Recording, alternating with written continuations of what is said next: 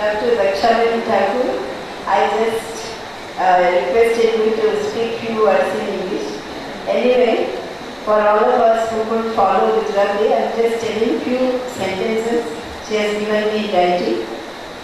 For women, nothing is impossible. She has to identify her hidden talents. Swamiji had a great faith in the women's power that's coming up.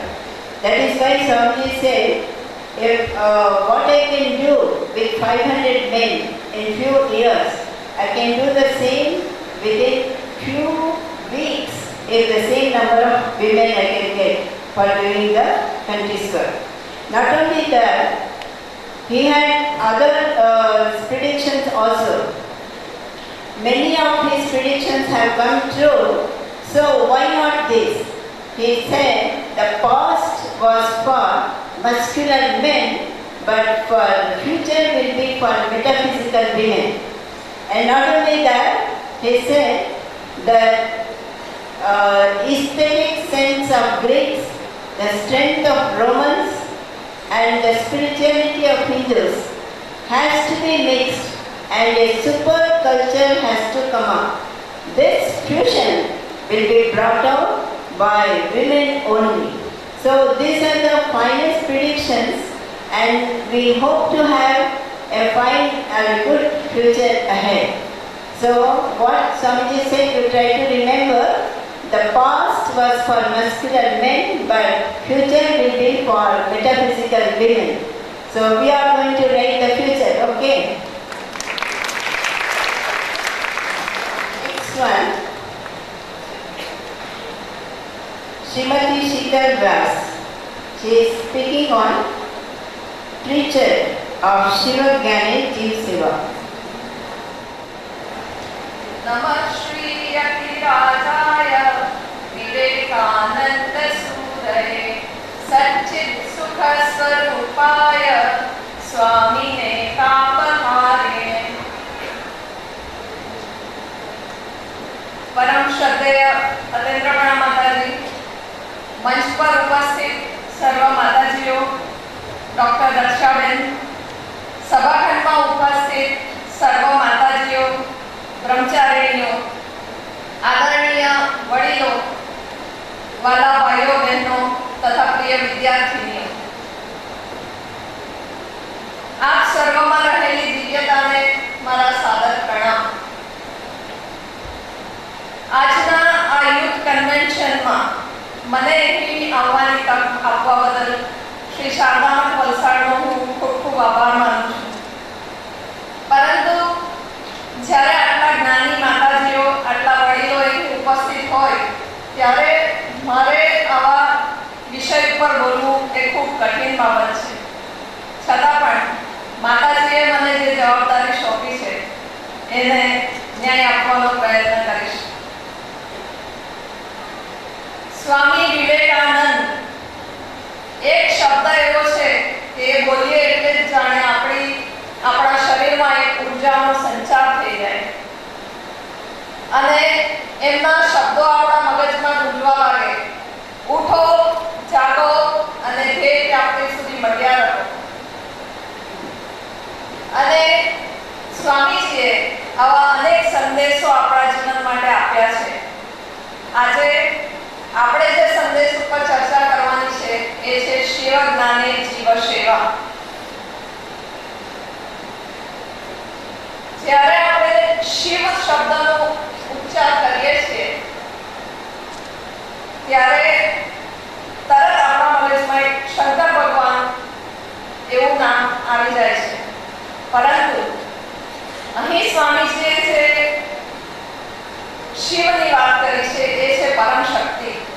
એને ઈશ્વર કહો, અલ્લાહ કહો, Jesus કહો, ગુરુ ગ્રંથ સાહેબ કહો, જે કહો તે એ એક પરમ શક્તિ છે અને એ પરમ શક્તિનો એક અંશ એટલે જીવ છે। એ જીવ મનુષ્ય છે, એ જીવ પશુ, પક્ષી, જંતુ દરેકમાં છે। આ દરેક પરમ શક્તિના અંશ એટલે કે જીવને આપણે શિવ સમજીને એમની સેવા કરવાની છે। સ્વામીજી એક ખૂબ સુંદર ઉદાહરણ આપ્યું છે.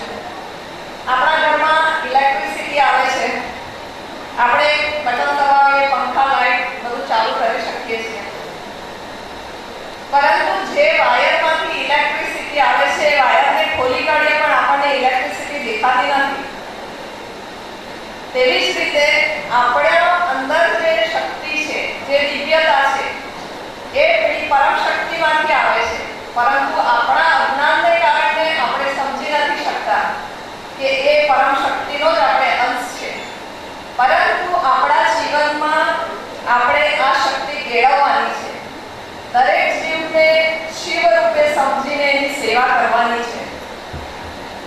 સ્વામીજીને આ મૂળ મંત્ર શિવ જ્ઞાને જીવ સેવાનો એમના ગુરુદેવ શ્રી રામકૃષ્ણ પરમહંસ દેવ પાસેથી મળ્યો છે. શ્રી રામકૃષ્ણ દેવ કહેતા કે તમે કોઈ જીવ ઉપર દયા કરી શકો નહીં, તમે દરેક જીવની સેવા જ કરી શકો. એક કીડી પાણીમાં પડી જાય અને આપણે એને એક પાંદડા ઉપર લઈને ઉપર મૂકીએ તો એ આપણે એના ઉપર દયા કરતા નથી, આપણે એની સેવા કરી છે. આ સેવાનો ભાવ આપણામાં કેળવીએ તો આપણું મન શુદ્ધ થાય અને આપણે જે જીવનનો મનુષ્ય જીવનનો ધ્યેય હોવો જોઈએ કે આપણી અંદર રહેલી શક્તિને આપણે જાણીએ, એને આપણે પ્રાપ્ત કરવું હોય તો આ સેવાનો માર્ગ ખૂબ સરળ છે. સ્વામીજી જ્યારે નાના હતા ત્યારે દરેક જીવમાં જીવ જોવાની એમની શક્તિ કહેવાયેલી. એમના ઘર આગળ જે પણ આવે એને એ ઘરની દરેક વસ્તુ દાનમાં આપી દેતા. ક્યારેક એમની આ ટેવથી એમના માતાજી કંટાળી જાય અને એમને ઘરમાં કોઈ ઓરડામાં મૂકી દે તો એ ઘરની બારીમાંથી એ ઓરડામાં જે વસ્તુ હોય તે સંતો ગરીબોને આપી દેતા. અને જ્યારે સ્વામીજી યુવા અવસ્થામાં પહોંચ્યા, રામકૃષ્ણ દેવની મહાસમાધિ પછી તેઓ ભારત ભ્રમણ માટે નીકળ્યા અને સમગ્ર ભારતમાં પગપાળા પ્રવાસ કરીને એમણે ભારતની પ્રજાનો અભ્યાસ કર્યો. ત્યારે એમને થયું કે મારી દેશની પ્રજા તો ખૂબ દુઃખી છે, મારા દેશમાં લોકો ભૂખે મરે છે, એમને ખાવા માટે અન્ન નથી, રહેવા માટે ઘર નથી, તો મારે શું કરવું જોઈએ? એ સમય દરમિયાન એમને સમાચાર મળે છે કે શિકાગોમાં ધર્મ પરિષદ છે. તરત સ્વામીજીએ વિચાર કર્યો કે પશ્ચિમના દેશો સમૃદ્ધ છે, સાધન સંપન્ન છે, હું ત્યાં જાઉં, ત્યાં ધર્મનો પ્રચાર કરું અને ત્યાંથી મને મારા દેશની પ્રજા માટે કંઈક દાન મળે, કંઈક લોકોની સેવા જે હું મારા દેશ સુધી પહોંચાડી શકું. આમ સ્વામીજી પોતાની નામના કમાવા માટે નહીં પરંતુ ગરીબોના ઉદ્ધાર માટે શિકાગો સુધી ગયા. અને આ સર્વને વિદિત છે કે ત્યાંના વ્યાખ્યાન પછી સ્વામીજી એકદમ અમેરિકામાં પ્રખ્યાત થઈ ગયા. દરેક લોકોને ઈચ્છા થાય કે સ્વામીજી અમારા ઘરે આવે અને રોકાય. એક રાતના એક મહેલ જેવા ઘરમાં સ્વામીજીને રહેવા મળ્યું અને રાતના સ્વામીજીને આલિશાન ઓરડામાં સુવાની વ્યવસ્થા કરવામાં આવી. સ્વામીજી એ સુવાળા પલંગ ઉપર સુવા ગયા. તરત એમને યાદ આવ્યું કે મારા દેશના લોકો ભૂખા છે, મારા દેશમાં લોકો ગરીબ છે, એ લોકોને સુવા માટે આવી સુવાળી ગાદી મળતી નથી, તો એ લોકોના સેવક તરીકે હું આ ગાદી ઉપર સુવા માટે તૈયાર નથી. તરત સ્વામીજી જમીન ઉપર સૂઈ ગયા. વિચાર કરો, આટલા દૂર દેશમાં બેસીને પણ સ્વામીજીને એમના દેશના ગરીબ લોકો યાદ આવ્યા. જ્યારે સ્વામીજી પશ્ચિમમાં હતા ત્યારે હંમેશા પોતાના ગુરુબંધુઓને પત્ર લખતા કે આપણે માનવ સેવા કરવાની છે. અને જ્યારે સ્વામીજી પશ્ચિમમાંથી ભારત આવ્યા ત્યારે આપણી સંસ્કૃતિ શું કહે છે? માતા, પિતા, ગુરુ એ બધા દેવ સમાન છે. સ્વામીજીએ એક નવો મંત્ર આપ્યો, દારિદ્ર દેવો ભવ, રોગી દેવો ભવ. ગરીબોની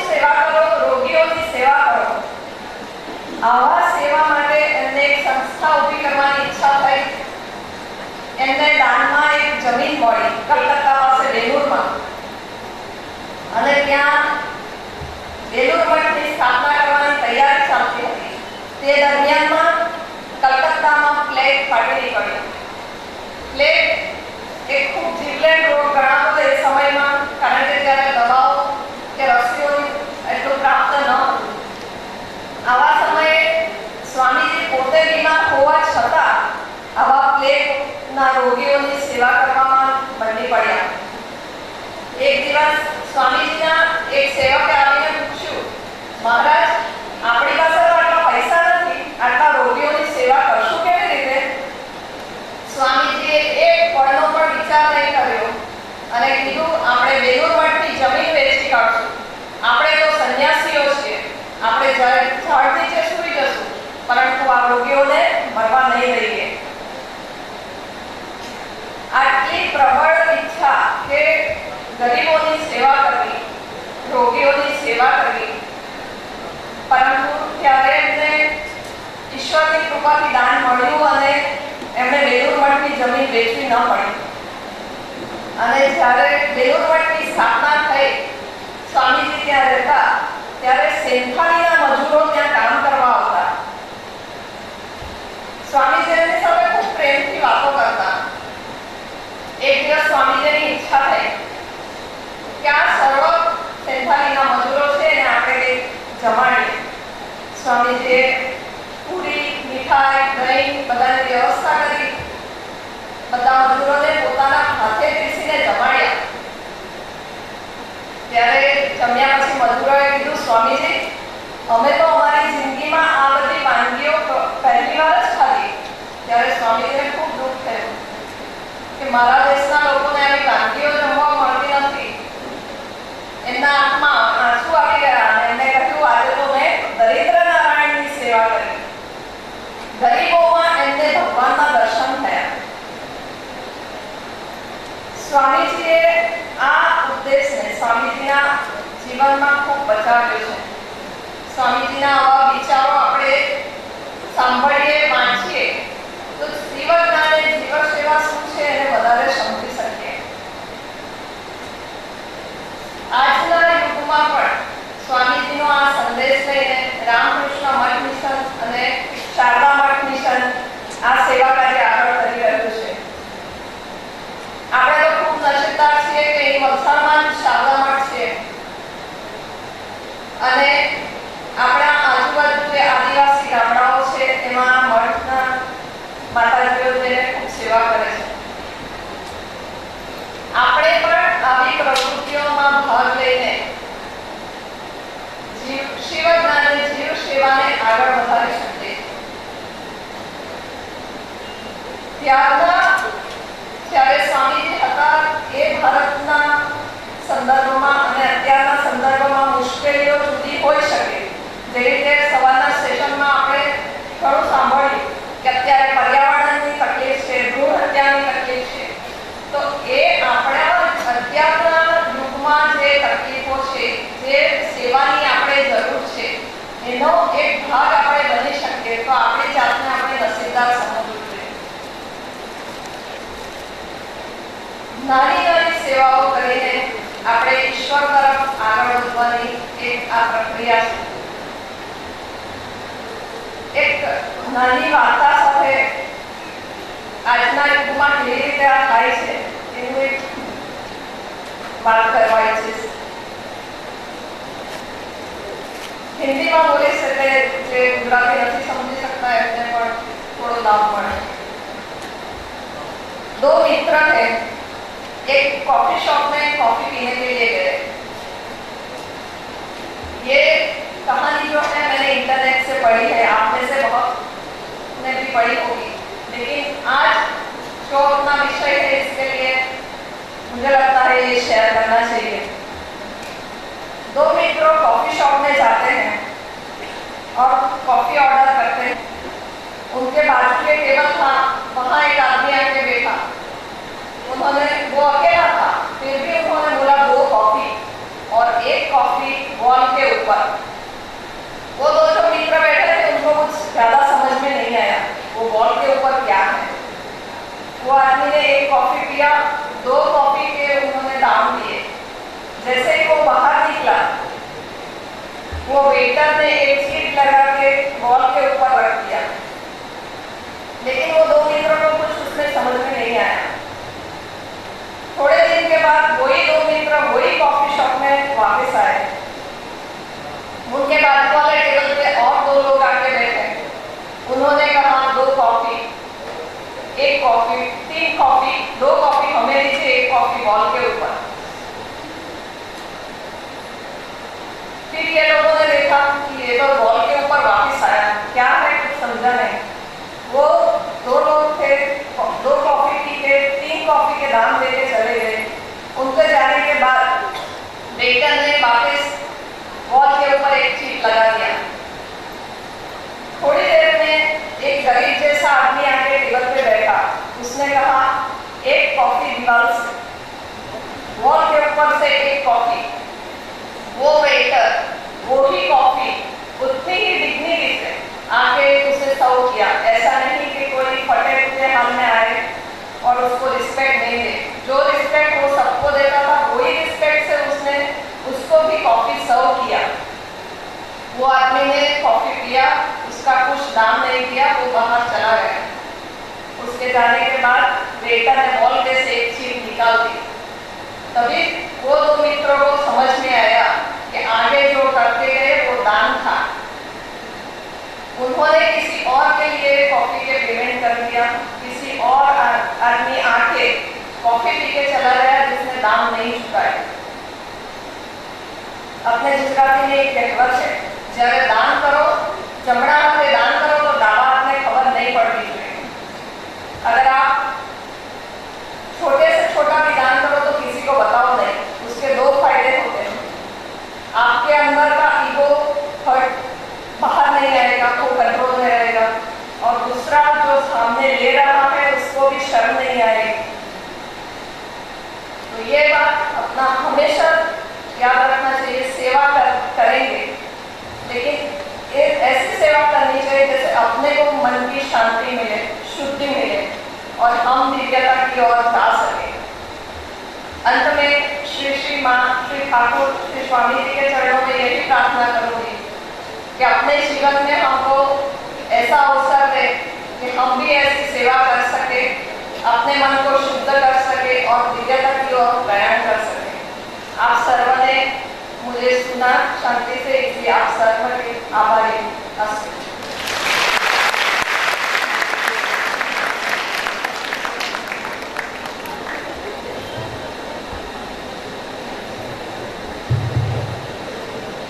Thank you very much, Sheetal. We are so happy that you just narrated anecdotes, and those who can't follow also the language, they could also follow these anecdotes so easily. I just wanted to take some more time, but I know the time is very limited. I'll say just few words and finish. Today we have gone in depth thinking about Swamiji's message. I hope you will carry it and you will also think deeply about his messages. These are all the quotations from Swamiji only. I want to quote Mary Louise Burke and one incident that took place. She writes, when actually Swamiji went from India to foreign countries, he was thinking of our country only. He never understood what is waiting for him there. And she describes it like this. He appeared in America as if a nectar appeared in the desert. The people just thronged to him. They just ran to him, all these thirsty people.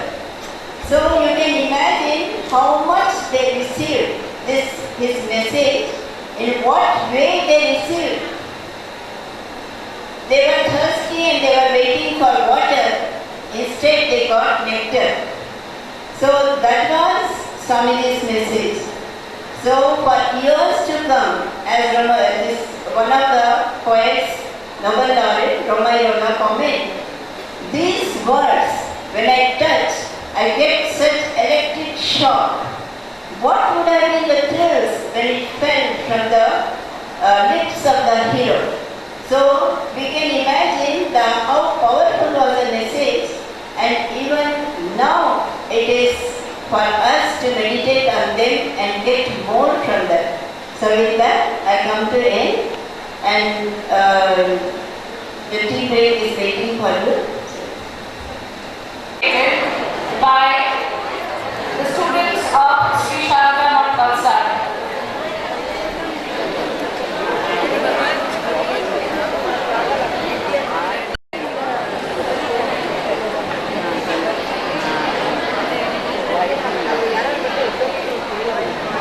Somebody comes or you go.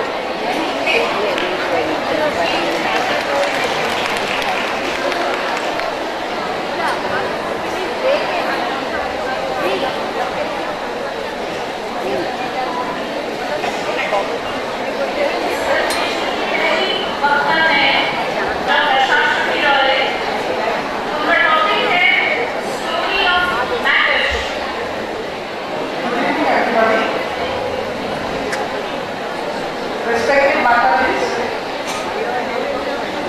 respected delegates on the stage, my friends, dear students. It's a great privilege for me to get a chance here to talk with each of you, and for that I sincerely thank Radhika Nityarana Mataji because she insisted me to come. And because of her, I could see such a big Nari Shakti. Thanks, Mataji. Since morning, Dr. talks we have listened, that was mostly on spiritual development. My talk is purely technical. This is to get a special power from material. So it is a materialistic story. Story of metal. As I aware, here students of mixed nature, some are from science background, some are from commerce, some are from arts. So I have made it suitable for this problem. For the senior persons, it may be a little boring, but I try to give little basics of it. So let us start our journey. I start with matter. Matter is anything which has mass and takes up space. Different types of matter are solid, liquid and gases. Anything which you could see where matter, like water, milk, food, they may be made of elements. Elements means pure one atom, or maybe mix of compounds. It's the mix of different atoms. So compound is a kind of chemical substance. Compounds contain atoms of different elements which are joined together, like water, salt, sugar are examples of different compounds. Water is a compound which is made up of two hydrogen atoms and one oxygen atom. And this hydrogen and oxygen, they are elements. So elements, an element is a simple substance. It can be a solid, liquid or a gas. An element contains atoms which are all of the same kind. Like if I call for oxygen, all the atoms will be of oxygen atom. But if I call for water, there will be a mixture of oxygen and hydrogen. So water is a compound, oxygen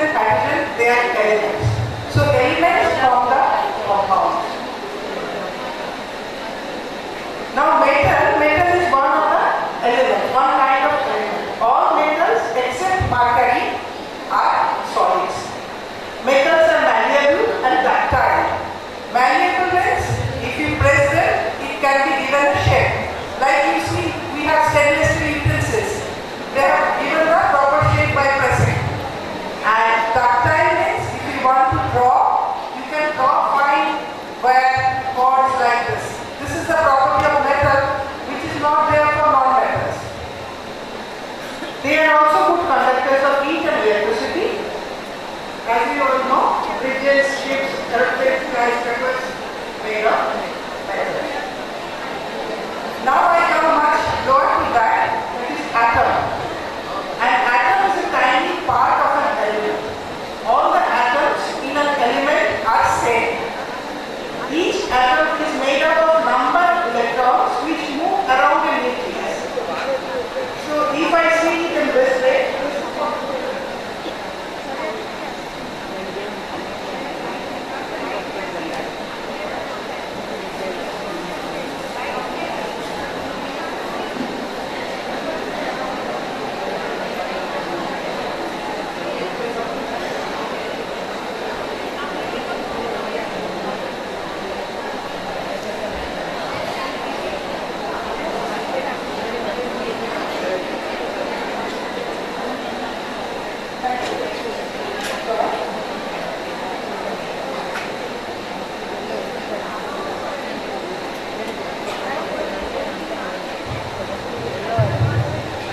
thank you.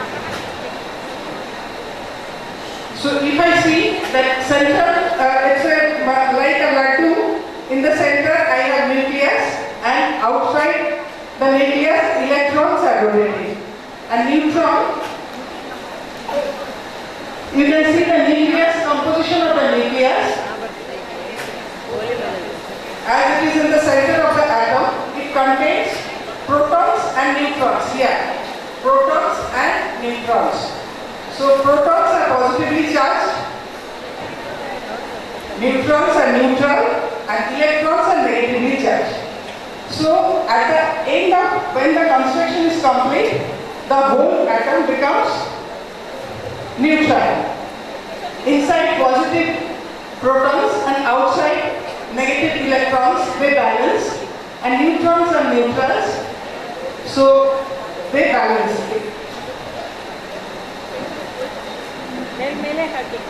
So proton is a tiny particle of matter. All matter contains proton. They have the same mass as neutrons. I forgot to tell you the neutrons. Neutrons are also tiny particles of matter. Neutrons are found in the nucleus of an atom. All matter except hydrogen contains neutrons. A neutron has the same mass as a proton but has no electric charge. And protons are having the same mass of neutrons and have a positive charge. So why these things I am telling you? Because the energy which we get from the atomic reaction, they involve all these tiny particles.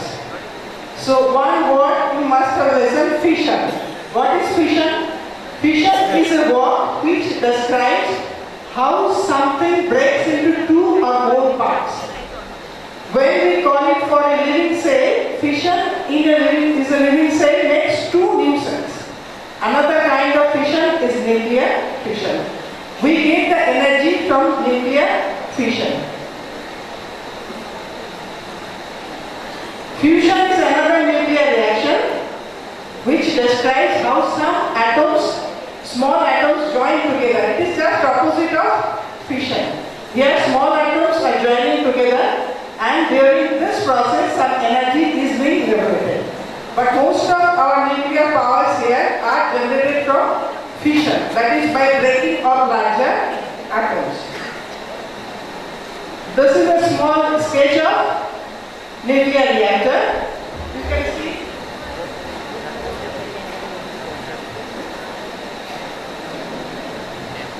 here, you can see this is a vessel which is a nuclear reactor vessel. Inside that, the most important things are your fuels, nuclear fuels, which is immersed in moderator, and on the top of it there are control rods. What happens, as I said, we get the energy by fission. This nuclear fuels are such material which can undergo fission by bombardment of neutrons.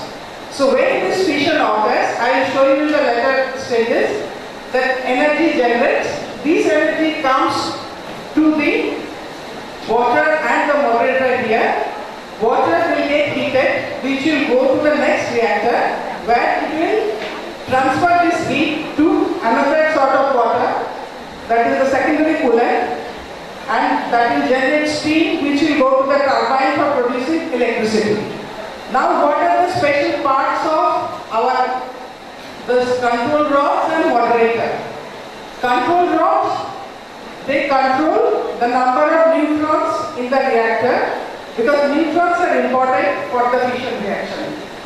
If I want that fission reaction should stop, I lower down the control rods which will go on absorbing the neutrons and it will stop the reaction.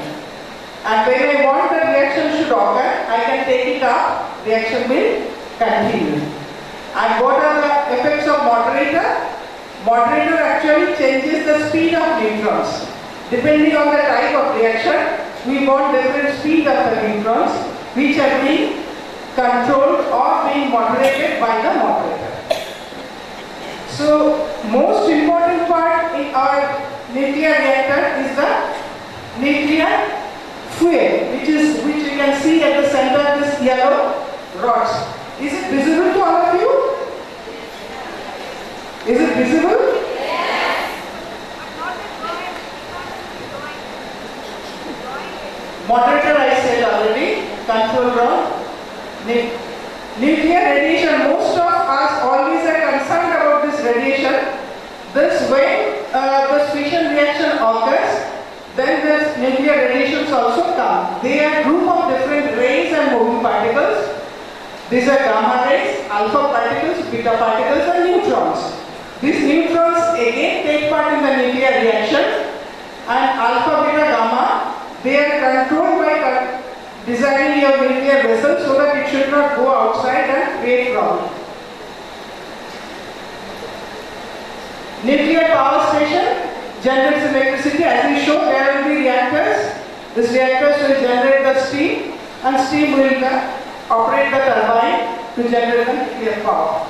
So now I will come a little bit more on the fission, that what type of materials are really suitable for fission. Now you see there are so many elements, more than 100 elements in the art, but there are hardly few which can be used as a fuel for the nuclear reactor or which can undergo fission. Who can undergo fission? The atoms which are having higher number of protons. As you know, inside the nucleus, I have shown this positively charged protons. This higher number of protons inside the nucleus creates a lot of instability because of the same charge repulsion. They start repelling each other, and if it becomes too big, then there is a chance that they will break. Once they break, then energy also generates along with the breakage. So the primary requirement for a material to become fissionable is that higher proton numbers. So when there is higher proton number like uranium, plutonium, thorium or particular atomic number, they are having higher protons. Uranium is having 92 number of protons. So this large number of protons create this fission ability. Most of the reactors are operated with uranium, so my story is around the uranium. These atoms which can undergo fission, they are called fissile material. There are other materials like U-238 and thorium-232. They require special type of neutrons, fast neutron. I said no, moderators can change the neutron speed. So if the fast neutrons are available, then these particular atoms undergo fission. So otherwise they will not undergo fission. So at the special condition they will undergo fission. These are called fissile species, means you can make them fission under special condition. They are also called fertile material because they generate fissionable materials. So uranium, which is a chemical symbol is U and has the atomic number of 92, means 92 protons, and atomic weight is 238, which is combination of neutrons and protons, which is there here neutron. And density is very special. It is around 19 times heavier than water. If you take a glass of water and a glass full of uranium, it will be 19 times heavier, like gold. Gold is also very heavy. even it is heavier than that. So, and the other properties, I think right now it is not needed to be discussed.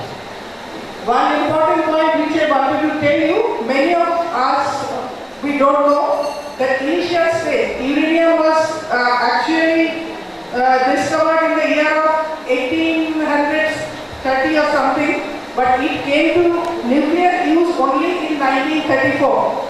So during this 100 years, if you see the ancient dictionaries, it is mentioned that uranium is a heavy, useless material, but it was used by the Bohemian potters because of the color of compounds of uranium. If you see the uranium compounds, something is black, something is yellow, something is velvety green.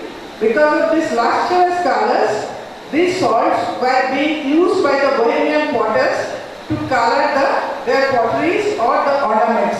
But people were not knowing about the fission, so there were no nuclear use of this uranium. Once after 1934, this fission was established, then only nuclear fission was started with uranium, and uranium got a lot of extra importance. Another element, that is thorium, which is having atomic number 90 and atomic weight 232, it is also nearby to uranium, but this is not a fissile material. This can be made to fissile material. So this is why it is important. India does not have large amount of uranium, but India is having a very big source of thorium. So the main planning is that to convert thorium to the fissile material, so that also can be used for power generation. These are thorium salts. Thorium salts are not so very powerful, only two colors, white and black gray. Yeah, this shows you, I will first go to next slide. Yeah. You can see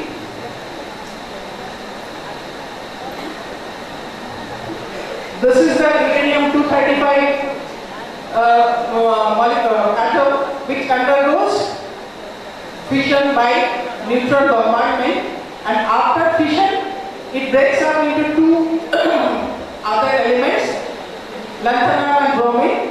Along with that, it generates 2 or 3 neutrons and 200 MeV energies. So you can see the beauty of the reaction. The neutrons which are required for this reaction, it is again generated during as a reaction product along with that energy. So these neutrons again can go back to the nuclear reaction and continuous energy can be generated.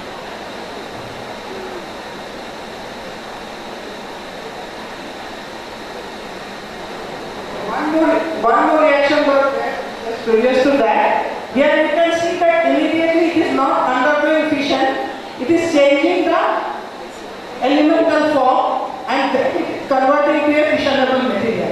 So they are fertile material which can be converted to the fissionable material. Uranium-238 and thorium, both are being used for this purpose. So I will just touch upon the nuclear fuel cycle. Nuclear reactor you have seen already. So nuclear reactor comes in the middle.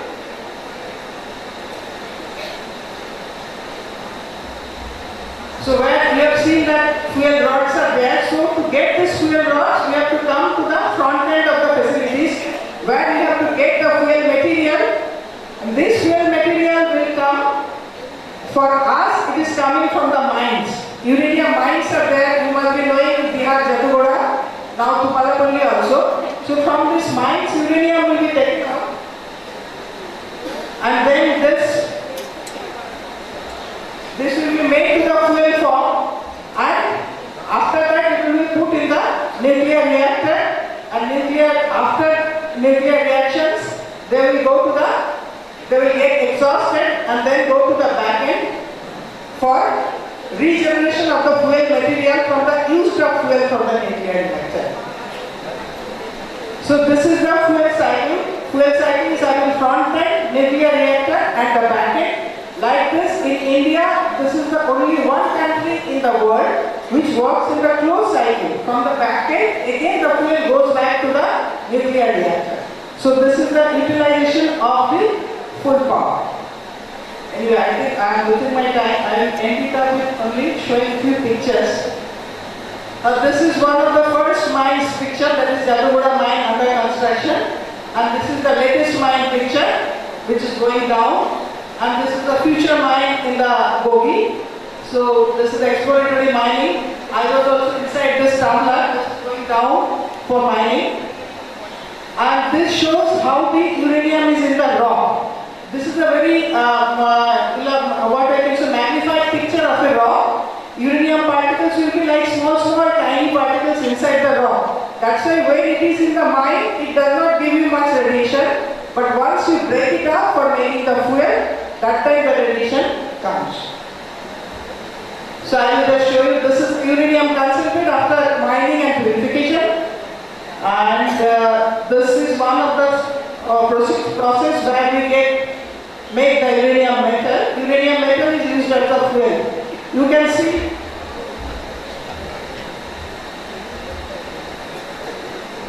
this small part is the uranium metal which is weighing half a ton. Uranium is very heavy, I said no, so small 30 by 30 cylinders will weigh half a ton, and this can make you the fuel for a reactor. These are different forms of the uranium compounds and uranium ingots. So with that, I think I should end it up. Thank you. Any question is there? I will be happy to answer. I'm sorry, my voice is not so clear today. Now I wanted to ask, in India, this uranium, is it getting exhausted? Yeah, uranium as we are going on using, it is getting exhausted. But as I said, in the reactor it is producing plutonium. So that is getting generated. Plutonium is not a natural material. It gets generated only during this reaction. So that is being utilized nowadays. And thorium we have to use it along with plutonium, because as I said, it is not a fissionable material at the beginning. Yes. Once you put it in the reactor, it can get converted to the fissile material. So that process is going on. Right. So we are hopeful about our nuclear energy. I am also hopeful. Thank you. Bye.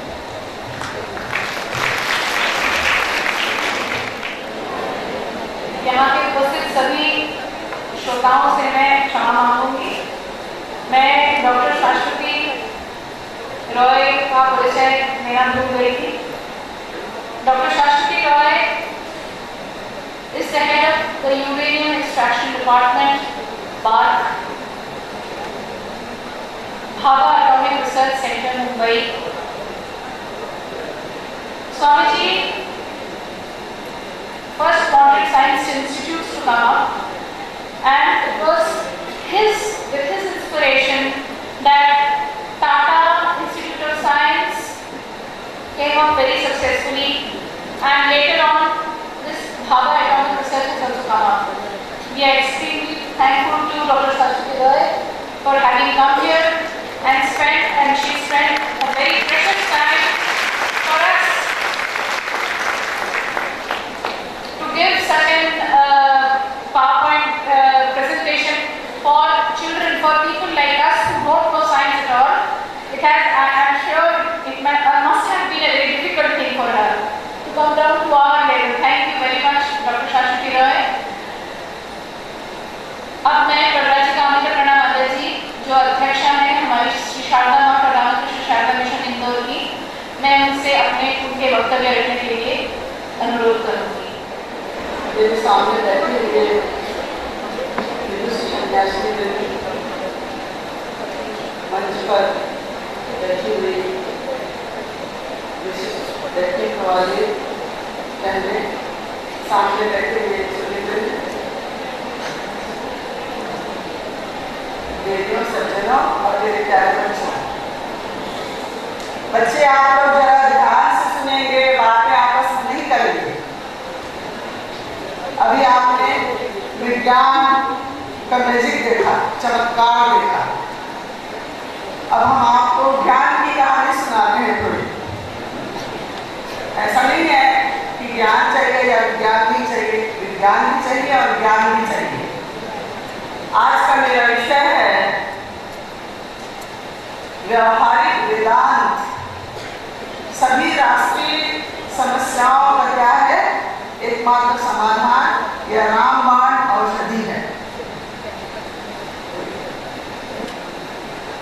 ये अपने आप में बहुत गहन और गंभीर विषय है। कई बच्चे तो इस शब्द से पहली बार वाकिफ हो रहे हैं कि ये वेदांत या व्यवहारिक वेदांत शब्द क्या है। ये इसका कहने का मतलब नहीं है कि मैं बहुत कुछ जान रही हूँ और आप लोग कुछ नहीं जानते हैं। थोड़ा सा फर्क है, आप नहीं जानते हैं, मैं थोड़ा सा जानती हूँ। जैसे आप लोग पहली कक्षा के विद्यार्थी हैं, मैं दूसरी कक्षा के विद्यार्थी हूँ। तो दूसरी कक्षा के विद्यार्थी थोड़ा ज़्यादा जानती है, तो पहली कक्षा के विद्यार्थी को थोड़ा समझाने की कोशिश करती है। इसी तरह समझिएगा। तो यहाँ तीन हमारे पास हैं, तीन बातों पर मैं चर्चा करूंगी।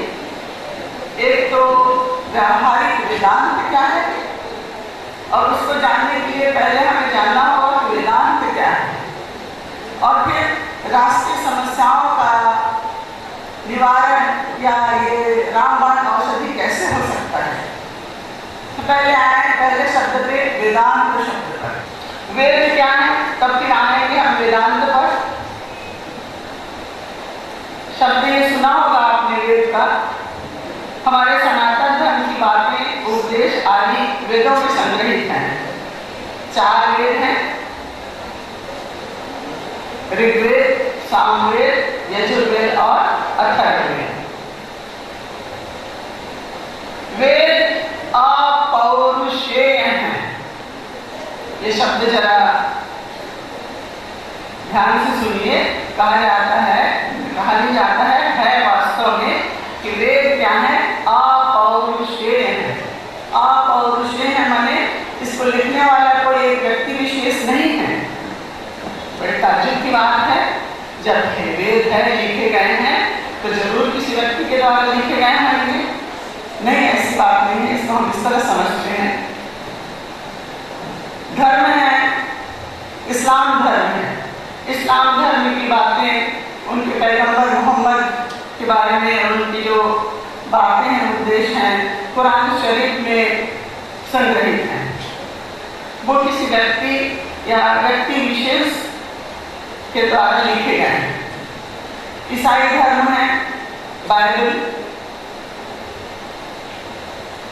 जीसस क्राइस्ट की जीवनी, उपदेश उनके शिष्यों के द्वारा लिखे गए हैं, जो बाइबल में संग्रहित है।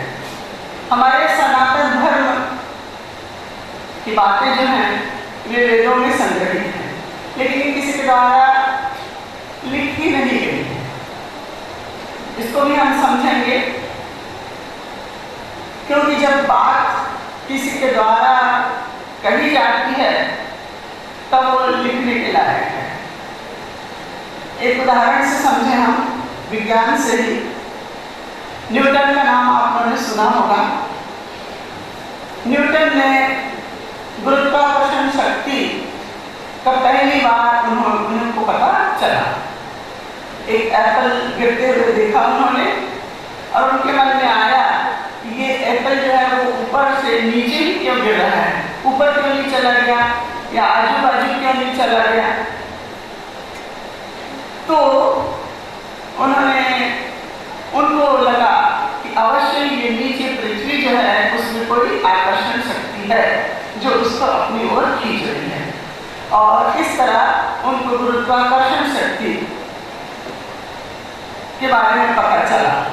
और ये गुरुत्वाकर्षण शक्ति क्या न्यूटन को जब पता चला तो क्या उससे पहले नहीं था? उससे पहले भी था, लेकिन पहली बार उन्होंने इस बात की खोज की। तो ये एक शाश्वत सत्य है। ये गुरुत्वाकर्षण की शक्ति जो है वो शाश्वत सत्य है, चिरकाल से, सब समय से ये शक्ति रही। उन्होंने पहली बार इसकी अनुभूति उनको हुई। तो जिस तरह बाह्य जगत में, भौतिक जगत में, विज्ञान के जगत में इस तरह के सत्य होते हैं, वैसे ही अंतर जगत के भी सत्य होते हैं। और ये सत्य हमारे प्राचीन काल में, वैदिक काल में ऋषियों के द्वारा अनुभूत किए गए। और यही शाश्वत सत्य जो है, जब ऋषियों ने के ध्यान में इसकी अनुभूति हुई, वो सत्य थे, पहले से ही थे, उनको अनुभूति हुई से, तो उनके मुंह से वो निकला सूत्रों के रूप में, मंत्रों के रूप में। और ये मंत्र जो है अपने शिष्यों को उन्होंने बताया, क्योंकि उस समय लिखने की कला का विकास नहीं हुआ था, इसलिए मुंह से उनको अनुभूति हुई, मुंह से उन्होंने अपने शिष्यों को बताया। शिष्य परंपरा से ये सत्य जो है वो एक पीढ़ी से दूसरी पीढ़ी में चली आई। और जब लेखन की कला का, लिखने की कला का विकास हुआ, पहले तो भोजपत्र में प्राकृतिक कुछ रंग हैं, उनकी स्याही के उपयोग करके उनको लिखा गया। और अब आधुनिक युग में जब कागज और स्याही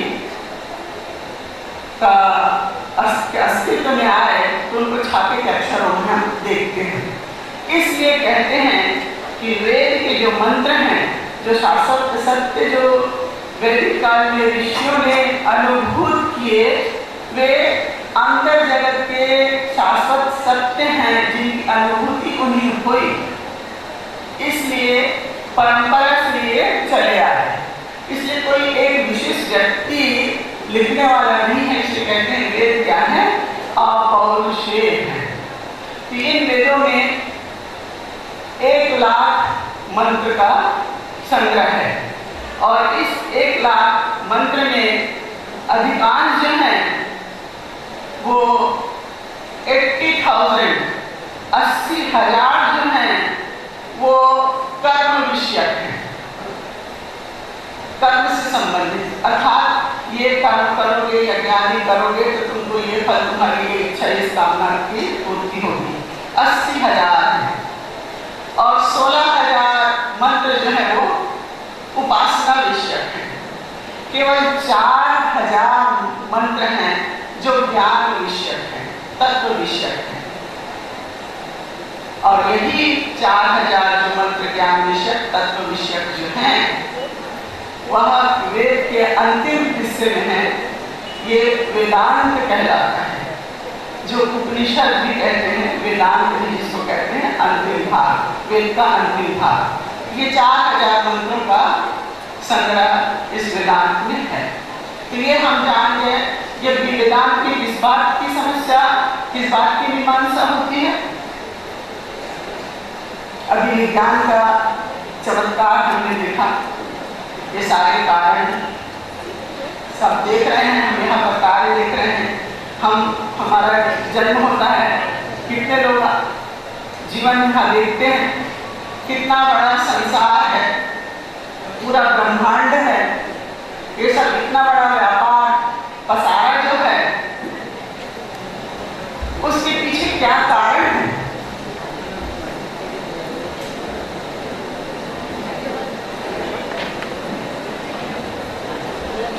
ये सारे जगत में, ब्रह्मांड में इतना बड़ा व्यापार हम देख रहे हैं, कार्य देख रहे हैं, उसका कोई एक कारण होना चाहिए। ये तो नियम है, बिना कारण के कोई कार्य होता नहीं है। तो ये क्या है, ये कार्य कारण जगत जो दिखाई दे रहा है, उसके पीछे क्या रहस्य है, ये जीवन है, उसके पीछे क्या रहस्य है, और इसका संबंध क्या है। इन सभी बातों का की मीमांसा वेदांत या ज्ञान कांड जिसको कहते हैं, जिसमें 4,000 मंत्र संकलित हैं, उसमें हमें मिलता है। तो ये अब हमने थोड़ा जाना कि वेदांत क्या है। अब हम दूसरे बिंदु पर आते हैं कि व्यावहारिक वेदांत क्या है। व्यावहारिक वेदांत के बारे में कुछ विचार करने के पहले मैं आप लोगों से ही आपने कुछ देखी हैं, घटनाएं देखी हैं, सुनी हैं, उसके बारे में ये ऑब्जर्वेशन जो है आपसे मैं प्रश्न करूंगी, उसका उत्तर निकलेगा, उससे हम निष्कर्ष निकालेंगे और वहां से फिर हम व्यावहारिक विज्ञान की तरफ बढ़ेंगे। हमने सुना 2000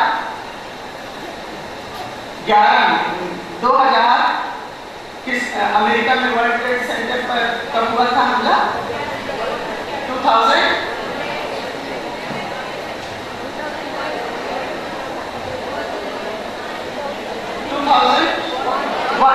यस 2001 में अमेरिका के वर्ल्ड ट्रेड सेंटर पर आतंकियों द्वारा हमला किया गया।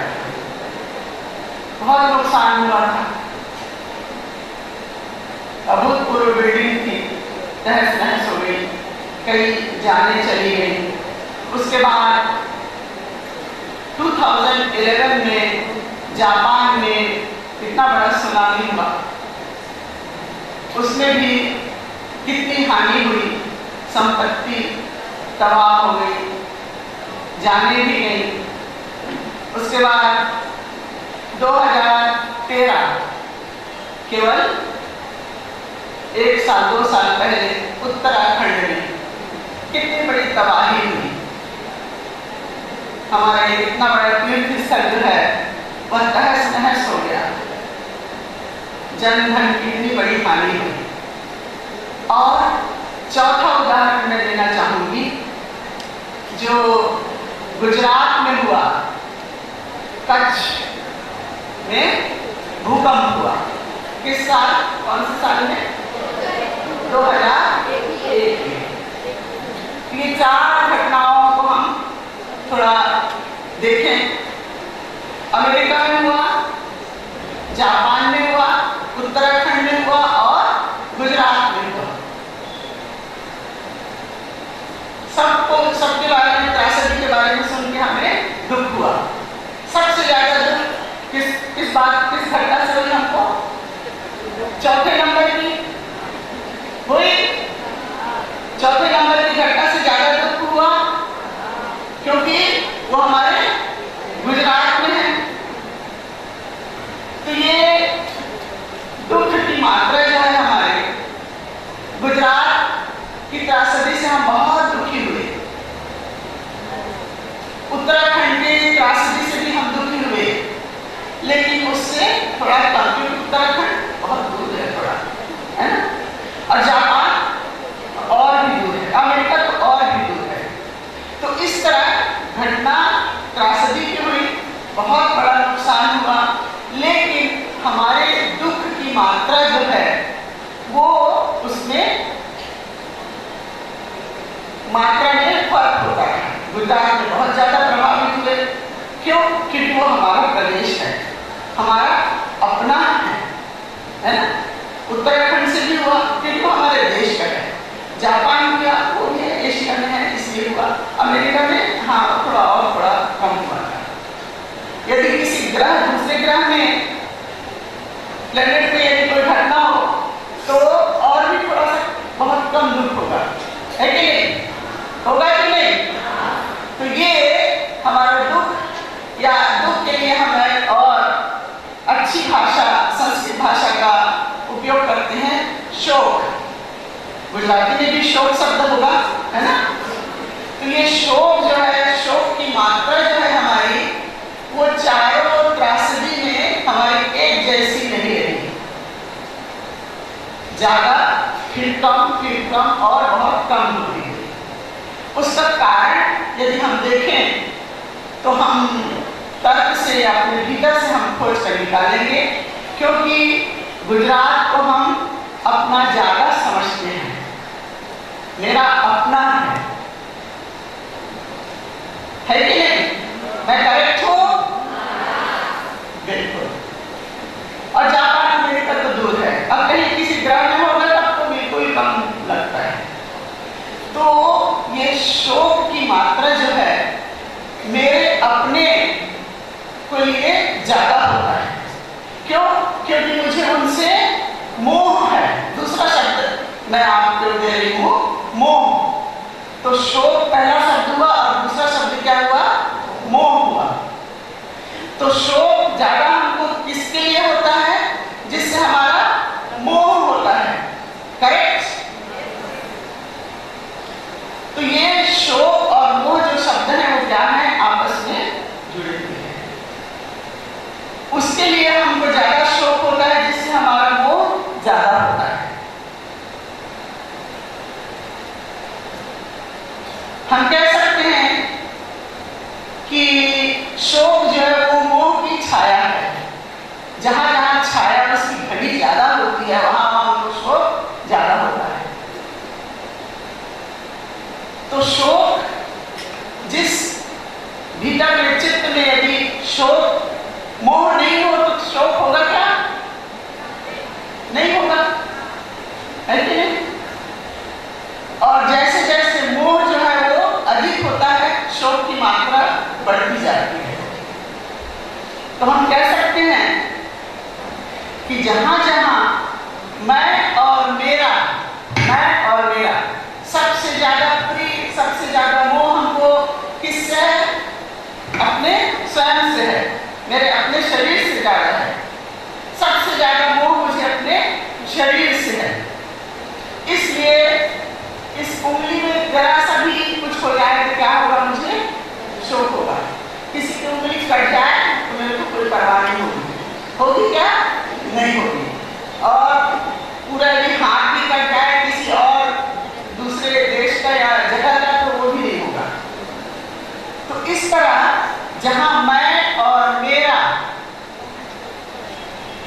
सघन होता है, कंसंट्रेटेड होता है, वहां पर शोक ज्यादा होता है। जितना जितना मैं और मेरा पास आता जाता है, सबसे ज्यादा मैं और मेरे पास क्या है? मेरा अपना शरीर है। तो सबसे ज्यादा मोह कहाँ है? कंसंट्रेटेड कहाँ पर है?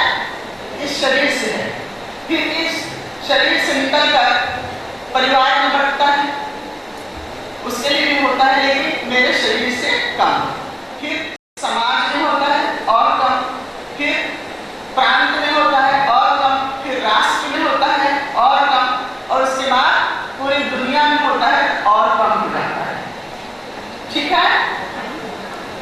तो ये तर्क से हम ये बात समझ रहे हैं कि जहां मैं और मेरा होता है वहां मोह होता है। तो मोह जो है वह मैं और मेरे की सीमा बनाकर जीता है, घेरा बनाकर जीता है। ये मैं और ये मेरा, और बाकी जो है वो क्या है? बाहर की चीजें। वो क्या हुआ? एक्सक्लूसिव है, एक्सक्लूज करता है। मैं और मेरा जो है वो क्या करता है? एक्सक्लूड करता है।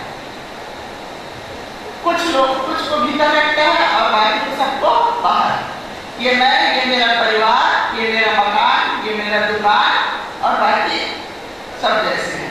तो इसलिए जो मैं और मेरा है, जिससे मेरा मोह बंधा हुआ है, जिसके लिए मैं बहुत शोक करती हूँ, उसके स्वार्थ की पूर्ति के लिए मैं कुछ भी कर सकती हूँ।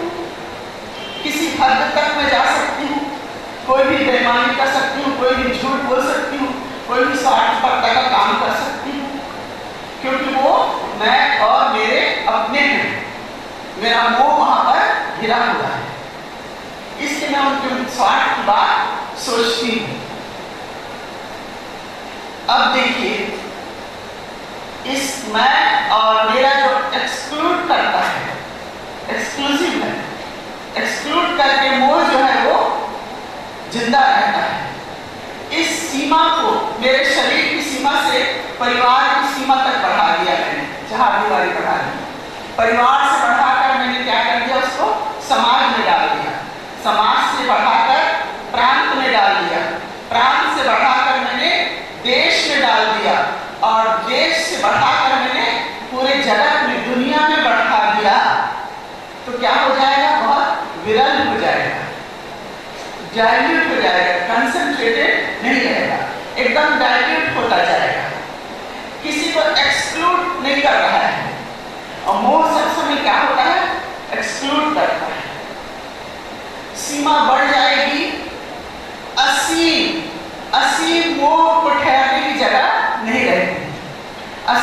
जब हो जाएगा तो वो मोह जो है वो गिर जाएगा, और जब मोह गिर जाएगा तो शोक क्या होगा? गायब हो जाएगा, हो जाएगा गायब। तो यहाँ हमको क्या करना है? मैं और मेरे की सीमा को बढ़ाना है। केवल मेरे तक नहीं, मेरे परिवार, फिर मेरे समाज, मेरे प्रांत, मेरे राष्ट्र और पूरे संसार में मैं और मेरे घेरे को हमको बढ़ाना है, असीम कर देना है, इसको सीमाहीन कर देना है। और जब सीमाहीन हो जाएगा तो मोह जो है वो गिर जाएगा, क्योंकि उससे बचने का कोई रास्ता नहीं है। वो बचता है तभी जब वो घेरे को छोटा करता जाता है, एक्सक्लूड करता है, तब मोह बचता है। और जब हमने असीम कर दिया तो वो मोह जो है वो क्या होता है? खत्म हो जाता है। और मोह खत्म हो गया तो शोक भी गायब हो जाता है। तो मोह नहीं रहा और शोक नहीं रहा। ये कब होगा? जब हम मैं और मेरी की सीमा को क्या करेंगे? असीम कर देंगे। क्या करेंगे? असीम कर देंगे। तब ये मोह जो है वो खत्म हो जाएगा और शोक गायब हो जाएगा। इसी को वेदांत उपनिषद, ईशोपनिषद के एक मंत्र में कहा है, यस्मिन् सर्वाणि भूतानि, यस्मिन् जब सर्वाणि भूतानि, सब भूतों में, केवल मनुष्य में नहीं, जो इतर प्राणी हैं, पशु पक्षी इत्यादि सब भूतों में, यस्मिन् सर्वाणि भूतानि आत्मैवा भूत विजानतः, अपनी आत्मा के समान सब प्राणियों को जब देखता है तब क्या होता है? तत्र को मोह कः शोकः, उसका कब मोह शोक नहीं रहता है। एकत्वम् अनुपश्यतः, वह एक देखता है, मेरे में और दूसरे में कोई फर्क नहीं है। जो मैं हूँ वो सामने वाला है। और केवल एक व्यक्ति विशेष नहीं, केवल मेरा परिवार नहीं, समाज नहीं, प्रांत नहीं, राष्ट्र नहीं, पूरा विश्व, सर्वाणि भूतानि। तो ये उपनिषद का मैसेज जो है, वेदांत का मैसेज क्या है?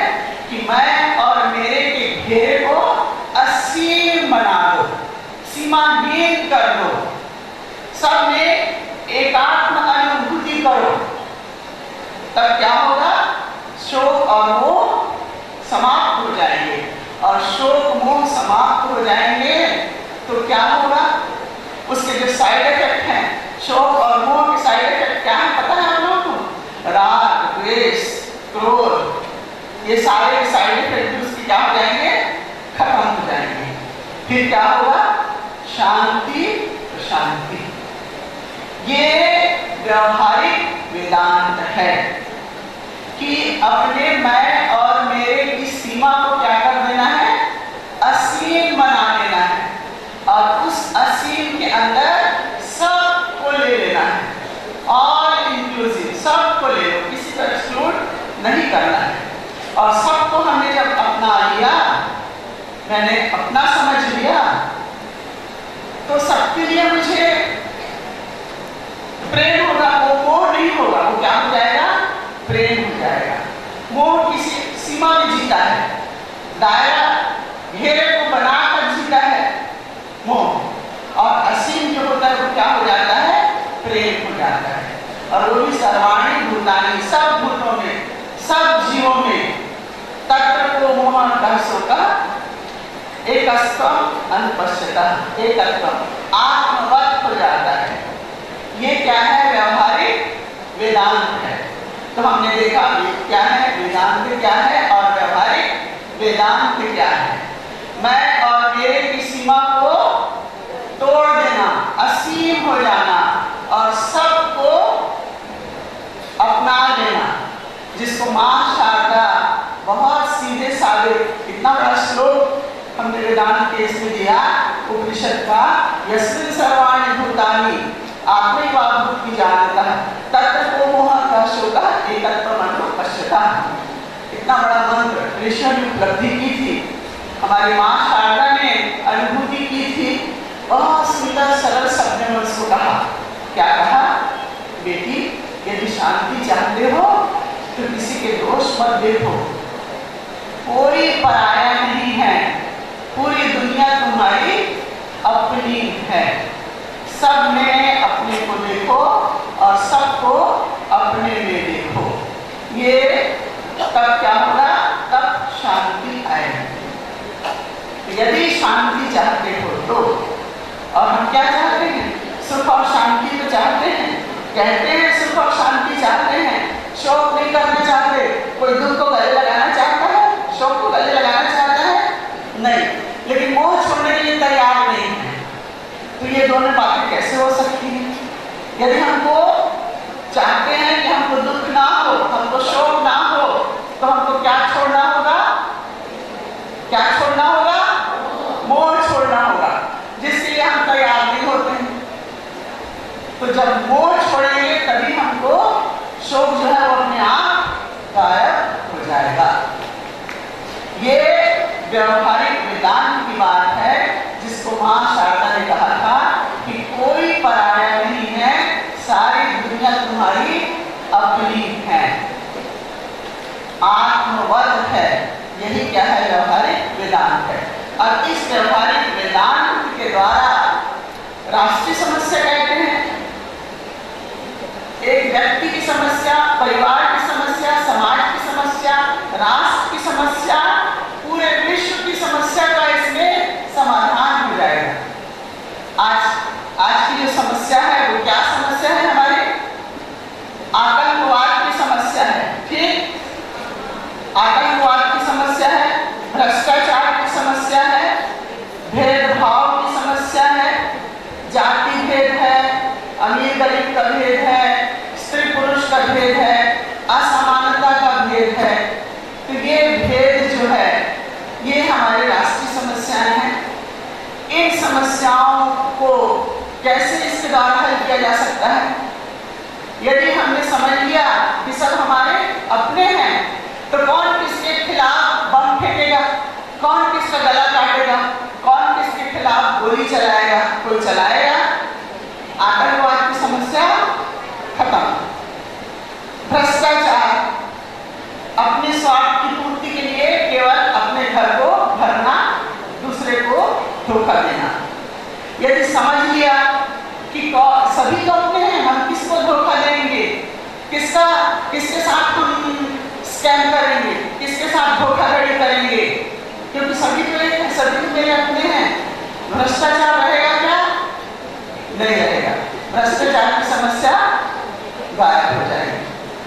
असमानता, भेदभाव है, जाति भेदभाव है, ऊंच नीच का भेदभाव है, स्त्री पुरुष का भेदभाव है। जब कोई भेद ही नहीं है, सब एक हैं, सब आत्मवत हैं, अपने ही जैसे हैं, तो ये भेदभाव रहेंगे क्या? ये भेदभाव ही खत्म हो जाएंगे। तो सारी समस्याओं का रामबाण औषधि क्या है? व्यवहारिक वेदांत। सारी समस्याओं का रामबाण औषधि क्या है? व्यवहारिक वेदांत। और व्यवहारिक वेदांत क्या है? सबको अपना समझना, सबको अपना समझना, कोई पराया नहीं है, आत्मवत देखना। जो मेरे भीतर है वही तुम्हारे भीतर है, जो सब है वो मैं हूँ, और जो मैं हूँ वही सब हूँ। तो ये व्यवहारिक वेदांत कहलाता है। मां शारदा देवी ने अपने जीवन में जी कर दिखाया। स्वामी जी ने उसका प्रचार और प्रसार किया। उन्होंने कहा था कि मैं वन के वेदांत को घर घर लाऊंगा। ये जो अनुभूति हुई थी ऋषियों को, वो कहाँ हुई थी? गुफाओं में ध्यान की गंभीर, जब वो ध्यान करते थे तब इनको अनुभूति हुई थी। यस्मिन् सर्वाणि भूतानि आत्मैवाभूति जानता तत्तो मोहाकर्षोका एकत्वम अनुपश्यता। इस वन के वेदांत को स्वामी जी चाहते थे कि वो घर घर में आए। केवल व्यक्ति अपने तक सीमित ना रहे, अपना दायरा बढ़ाए, परिवार, समाज, राष्ट्र और उसके बाद पूरे विश्व में। आज हम ग्लोबलाइजेशन की बात करते हैं, समझते हैं इकोनॉमिकल इस पे बेस पे हम ग्लोबलाइजेशन करेंगे, ब्रदरहुड बात करते हैं, इन्वायरमेंटल की बात करते हैं, तो ये तो सब शाखा पर शाखा है। इसको करके ग्लोबलाइजेशन, वैश्वीकरण हम करेंगे, कुछ दिन टिकेगा, लेकिन उसके बाद फिर वही की वही हो जाएगा। तो रूट कॉज जो है, जड़ जो है, वहां हमको पहुंचना है। और वो जड़ क्या है? यही व्यावहारिक वेदांत है। जब तक इस व्यावहारिक वेदांत को व्यक्ति अपने जीवन में, अपने समाज जीवन में, अपने राष्ट्र जीवन में नहीं लाता है, तब तक के ग्लोबलाइजेशन की बात, वसुधैव कुटुंबकम की जो बात है, वो क्या होगी? वो दादी नानी की कहानी बनकर ही रह जाएगी। तो ये हमको स्वामी जी ने बताया और माँ शारदा ने अपने सरल शब्दों में समझाया, और यही एक मूल कारण है, मूल उपाय है, जिसके द्वारा सभी समस्याओं का समाधान किया जा सकता है। अब हम लोग एक साथ प्रार्थना करेंगे।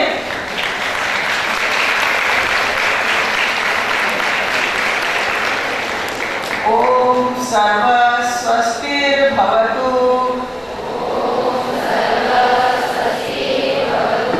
सर्वं पूर्णं भवतु, सर्वं मंगलं भवतु, सर्वे भवन्तु सुखिनः। ओम शांति शांति।